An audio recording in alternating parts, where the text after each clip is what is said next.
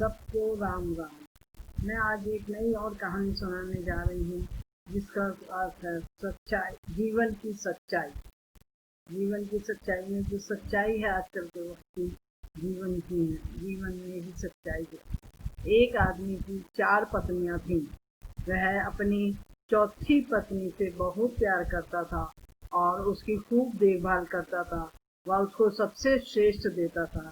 वह अपनी तीसरी पत्नी से भी बहुत प्यार करता था। हमेशा अपने मित्रों को दिखाना चाहता था, हालांकि उसे हमेशा डर था कि वह कहीं भी किसी के दूसरे इंसान के साथ भाग सकती है। वह अपनी दूसरी पत्नी से भी प्यार करता था। जब भी उसे कोई परेशानी आती तो वह अपने दूसरे नंबर की पत्नी के पास जाता और वो उसकी समस्या सुलझा देती। वह अपनी पहली पत्नी से भी प्यार करता था, जबकि पत्नी उससे बहुत गहरा प्यार करती थी और उसकी खूब देखभाल करती थी। एक दिन वह बहुत बीमार पड़ गया और जानता था कि वह जल्दी ही मर जाएगा।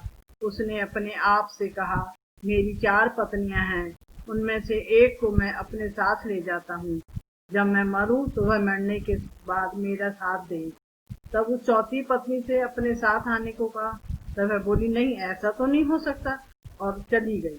जब तीसरी पत्नी को बुलाकर उससे पूछा, वह बोली, जिंदगी बहुत अच्छी है, यहाँ जब तुम मरोगे तो मैं दूसरी शादी कर लूंगी। और दूसरी पत्नी से कहा तो वह बोली, माफ कर दो, इस बार मैं तुम्हारी कोई मदद नहीं कर सकती, तुम्हारे साथ रह सकती। अब तक उसका दिल बैठ गया, सो गया और वह ठंड पड़ गया। तब एक आवाज आई, मैं तुम्हारे साथ चलने को तैयार हूँ, तुम जहाँ जाओगे मैं तुम्हारे साथ चलूंगी। उस आदमी ने देखा तो वह उसकी पहली पत्नी थी। वह बहुत बीमार सी हो गई थी, खाने पीने के अभाव में। वह आदमी पश्चाताप के आंसू के साथ बोला, मुझे तुम्हारी अच्छी देखभाल करनी चाहिए थी, मैं ना कर सका। दरअसल हम सबकी 4 पत्नियां हैं जीवन में। चौथी पत्नी हमारा शरीर है, हम चाहे जितना सजा ले संवार ले, पर जब हम मरेंगे तो यह हमारा साथ छोड़ देगा।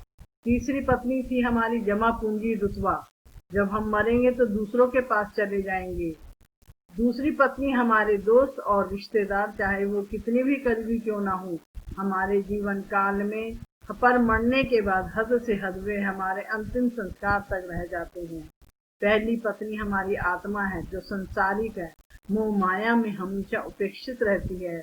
यह वही चीज है जो हमारे साथ रहती है। जहाँ भी जाएं हम जाएं, कुछ देना है तो इसे दो, देखभाल करती हैं तो इसकी करो, प्यार करना है तो इसको करो। मिली थी जिंदगी किसी के काम आने के लिए, पर वक्त बीत रहा कागज के टुकड़े कमाने के लिए। क्या करोगे इतना पैसा कमाकर? ना कफन में जेब है, ना कब्र में अलमारी, और ये मौत के फरिश्ते तो रिश्वत भी नहीं लेते हैं। यही कथा का सार है कि हमें जीवन में अपनी अच्छे काम, अच्छे कार्य, अच्छे संस्कार, अच्छी दान पुण्य, यही हमारे साथ जाता है और कोई हमारे साथ नहीं जाता। जय श्री कृष्णा। यदि आपको ये कहानी अच्छी लगी हो तो आप इसे लाइक करें, शेयर करें, कमेंट्स करें, कमेंट बॉक्स में जाके कमेंट्स करें और सब्सक्राइब करें। जय श्री कृष्णा। जय राधे राधे। जय